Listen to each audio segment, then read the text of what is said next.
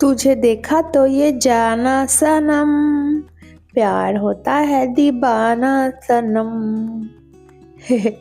ভাবছো কি হলো, তাই না? ভয়ের কিছু নেই, আজকে চলে এসেছি কলকাতার নিউ টাউনে আর্ট একরে। তার সামনেই একটা সুন্দর সর্ষে ক্ষেত দেখে ফটো তোলার লোভ সামলাতে পারলাম না।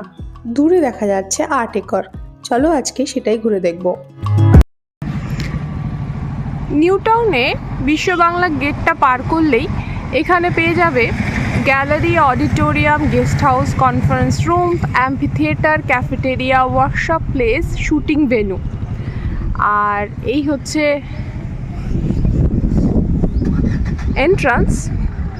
এন্ট্রান্স দিয়ে ঢুকলেই একটা বিশাল রাবণের মূর্তি খুব সুন্দরভাবে একটা আর্ট ফর্মে তৈরি করা আছে। এই হচ্ছে সেই রাবণের মূর্তিটা, বুকে আবার একটা তীর বেঁধা, যেমন হয় দশেরাতে আমরা রাবণ জ্বালাই, সেই রকম একটা মূর্তি রয়েছে।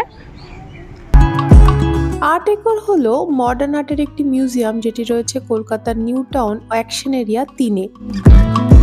এটি সকাল 11টা থেকে সন্ধ্যে 7টা পর্যন্ত খোলা থাকে। কলকাতা থেকে বেশ কিছুটা দূরে রয়েছে মিউজিয়াম অফ মডার্ন আর্ট, তাই এর খবর অনেকেই জানে না। একটা ছোট্ট জামরুলের গাছ একদম মাটি থেকে এইটুকু, মাটিতে অসংখ্য পড়ে রয়েছে। জিনিসটা এতটাই ছোট, এই হাতে নিলে বুঝতে পারবে এত ছোট জামরুল আমি কোনোদিন দেখিনি। আমাদের এখানে একটা পিকনিকের অ্যারেঞ্জমেন্ট হয়েছিল, সেটা অ্যাটেন্ড করতেই আসা। মেন যে বিল্ডিংটা রয়েছে সেখানে হয় খাওয়া দাওয়া এবং আদার অ্যাক্টিভিটিস, আর ঠিক তার পাশেই রয়েছে একটা ছোট্ট পুকুর, যার চারিপাশে সুন্দর করে ডেকোরেশন করা রয়েছে। পুকুরের চারধারে বিভিন্ন রকমের গাছপালা তো রয়েছেই, তাছাড়াও পাড়ে এরকম একটা শেডের জায়গা রয়েছে, যেখানে বসে খোলা হাওয়াতে বেশ কিছুক্ষণ আড্ডা মারা যায়।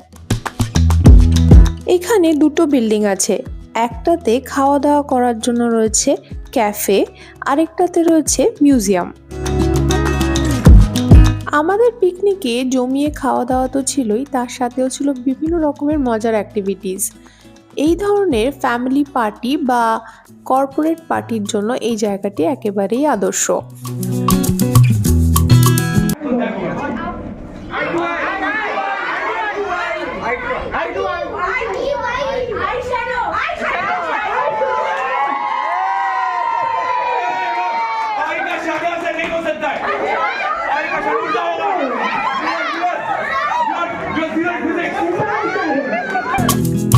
এখানকার ক্যাফেটেরিয়াটার নাম হলো ইস্টার্ন স্টেপল এবং এর ফাউন্ডার হলেন সুস্মিতা চক্রবর্তী। কোভিডের সময় এই ক্লাউড কিচেনটি বিশেষ জনপ্রিয় হয়ে ওঠে সবার কাছে। এখানকার খাওয়ার দাওয়ারও বেশ রিজনেবল। এখানকার কো ফাউন্ডার হলো আমাদের সকলকার পরিচিত ফুডকা ইন্দ্রজিৎ লাহিড়ী। চলে এসেছি এখানকার দ্বিতীয় বিল্ডিংটাতে, যেখানে মেনলি মিউজিয়ামটা রয়েছে। গ্রাউন্ড ফ্লোরে রয়েছে বিভিন্ন গ্যালারিজ, যেখানে বাংলার আর্টের বিভিন্ন পুরাতন ফর্মকে তুলে ধরা হয়েছে। এছাড়াও এখানে রয়েছে মিউজিয়ামের শপ এবং রয়েছে ওয়াশরুম। তাছাড়া এখানে লিফটেরও সুব্যবস্থা রয়েছে, তাই পায়ে সমস্যা থাকলেও বিল্ডিংয়ের বিভিন্ন তলে যেতে কোনো রকমের অসুবিধা হওয়ার কথা নয়। 1987 সালে বাংলা তথা ভারতবর্ষের একজন বিখ্যাত আর্টিস্ট শুভপ্রসন্ন ভট্টাচার্য মহাশয় এই আর্ট মিউজিয়ামকে তৈরি করেছিলেন। 1987 সালে তিনি জন্মগ্রহণ করেন এবং 1969 সালে ভারতীয় আর্টস কলেজ রবীন্দ্র ভারতী বিশ্ববিদ্যালয় থেকে স্নাতকোত্তর করেন। এই বিল্ডিংয়ে দ্বিতীয় তলে শিল্পীর আঁকা বিভিন্ন রকমের পেন্টিং এবং ভাস্কর্য রাখা আছে। গ্রাউন্ড ফ্লোরে যেসব পেন্টিংসগুলো ছিল তার মধ্যে বাংলার লোককথায় বর্ণিত বাংলার পটচিত্রগুলো বিশেষ উল্লেখযোগ্য। এছাড়াও গ্রাউন্ড ফ্লোরে তোমরা পেয়ে যাবে অঞ্জলি এলা মেনন, যামিনী রয়, অরবিন্দ্রনাথ টেগোরের মতো প্রখ্যাত চিত্রশিল্পীদের অনেক রকমের চিত্রকলা। এছাড়া একটা সেকশন ছিল যেখানে বাংলাদেশের আর্টিস্টদেরও সুযোগ দেওয়া হয়েছিল। গ্রাউন্ড ফ্লোরে পটশিল্পের পাশাপাশি রাখা রয়েছে বিভিন্ন রকমের মডার্ন আর্টসও। জায়গাটিকে খুব সুন্দর পরিষ্কার পরিচ্ছন্নভাবে মেনটেন করা রয়েছে। যারা ছবি আঁকতে ভালোবাসো তাদের কাছে এই জায়গাটি ভীষণ ভালো লাগবে। যেহেতু শিল্পী শুভপ্রসন্ন ভট্টাচার্য মহাশয় রাজনৈতিকভাবেও বেশ অ্যাক্টিভ ছিলেন, তাই বেশ কিছু ছবির মধ্যে রাজনৈতিক ছোঁয়াও দেখতে পেলাম। এই ছবিটিতে বাম জমানাকে তুলে ধরা হয়েছে। ঠিক তার পাশেই আমাদের বর্তমান সিএম মমতা ব্যানার্জিকে উৎসর্গিত করে এই ছবিটি আঁকা হয়েছে, যার নাম the flute player. Ceramic painting এবং তার পাশেই ছিল গ্লাস পেন্টিং, এগুলো সব ফার্স্ট ফ্লোরে রাখা রয়েছে। এই মিউজিয়ামে তোমরা চাইলে একজন গাইড নিতে পারো। আমার সেরকম অসুবিধা হয়নি বলে আমি গাইড ছাড়াই একা একা ঘুরে দেখেছিলাম।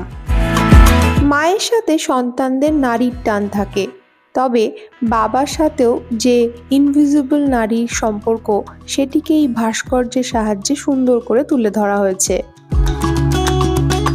আমরা কথায় বলে থাকি দেওয়ালেরও কান আছে, এখানে এসে দেখতে পেলাম। শুভপ্রসন্ন ভট্টাচার্য তার শিল্পকলার মধ্যে সর্বদা কলকাতা শহরকে তুলে ধরার চেষ্টা করেছেন। তিনি কলকাতা শহরের মানুষ, এই শহরের বিভিন্ন ভাব, তার বিভিন্ন জায়গা এবং শহরের স্বাতন্ত্র্য সূচক নানা মতকে তার শিল্পকলার মধ্যে দিয়ে ফুটিয়ে তোলার চেষ্টা করেছেন। আর্ট মিউজিয়ামের ভেতরে এসেছি, আর এখন যে সেগমেন্টটাতে রয়েছে এটা হচ্ছে ফার্স্ট ফ্লোর, আর এটা হচ্ছে পুরোটাই মডার্ন আর্টস, বিভিন্ন রকমের কালারফুল মডার্ন আর্টস দিয়ে ভর্তি।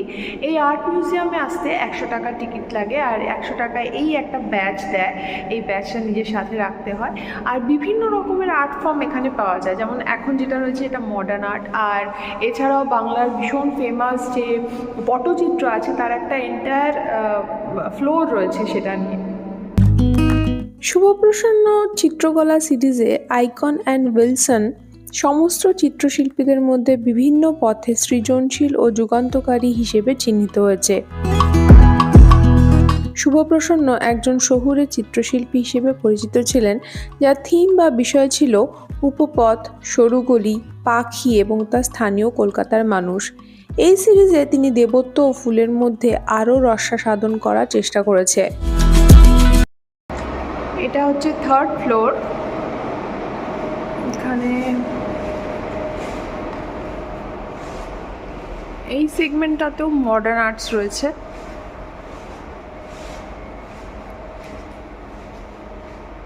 স্কাল্পচার রয়েছে।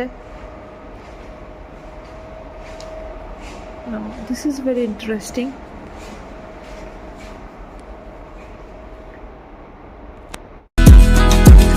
থার্ড ফ্লোরটিতে শুভপ্রসন্ন ভট্টাচার্য মহাশয়ের স্ত্রী শিল্পা ভট্টাচার্যের হাতে আঁকা বিভিন্ন পেন্টিং এবং স্কাল্পচার রাখা রয়েছে।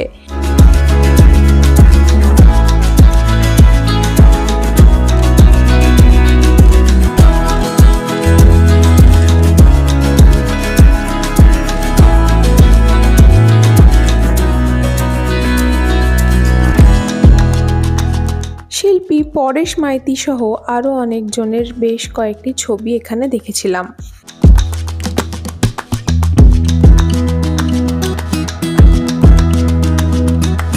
এইটা হচ্ছে সেকেন্ড ফ্লোর। এখানে মনে হচ্ছে যামিনী রায়ের কিছু আর্ট কালেকশন দেখতে পাবো।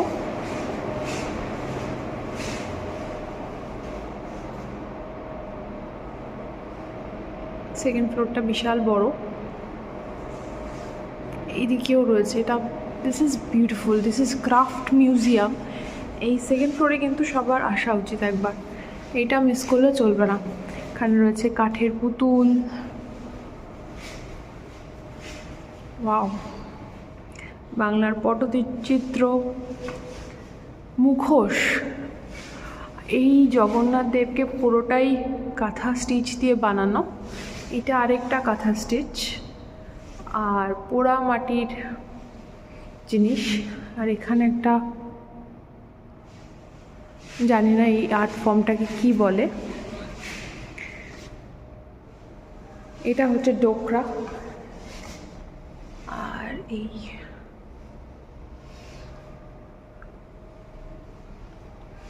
কাঠের প্যাঁচা, পোড়ামাটির জিনিস। এই হচ্ছে কাঠের।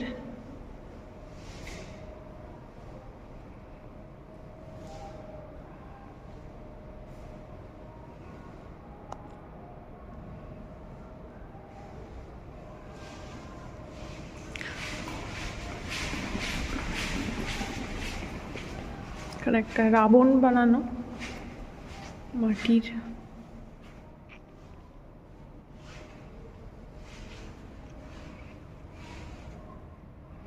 এই যে দুর্গা ঠাকুর থাকবে না তা তো হয় না। আচ্ছা, এখানে খুব ইন্টারেস্টিং একটা জিনিস আছে, সেটা হচ্ছে আমাদের বিভিন্ন সময়কার মুদ্রা। যারা কয়েন্স পছন্দ করো তারা এখানে আসতে পারো। কয়েন রয়েছে বিভিন্ন রকমের। এছাড়া এই যে মাটির মূর্তিগুলো রয়েছে,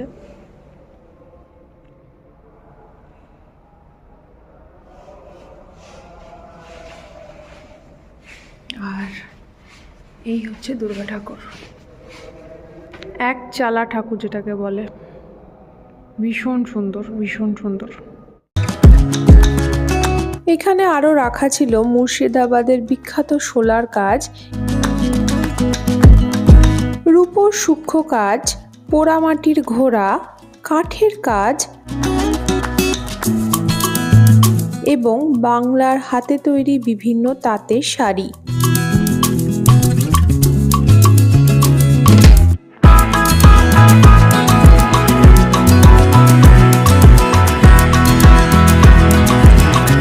পুরো মিউজিয়ামটা ঘুরে বেড়াতে তোমাদের 1.5 থেকে 2 ঘন্টা সময় লাগবে।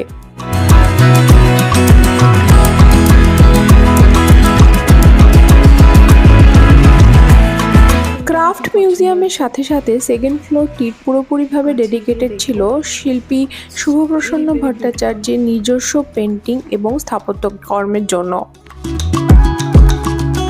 এছাড়াও এখানে ছিল শিল্পী যোগেন চৌধুরী, শিল্পী গণেশ হালুইয়ের বিভিন্ন চিত্রশিল্পী। এখানে টোটাল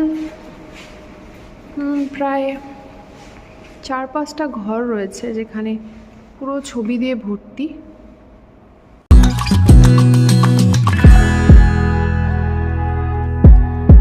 তো আমার সাথে আর্ট মিউজিয়ামটা ঘুরতে তোমাদের কেমন লাগলো অবশ্যই জানিও। আর ভালো লাগলে ভিডিওটাকে একটা লাইক করে দিতে হবে। আর আমার চ্যানেলে নতুন হলে সাবস্ক্রাইব করতে ভুলো না। তোমাদের সাথে আবার দেখা হবে পরবর্তী ভিডিওতে।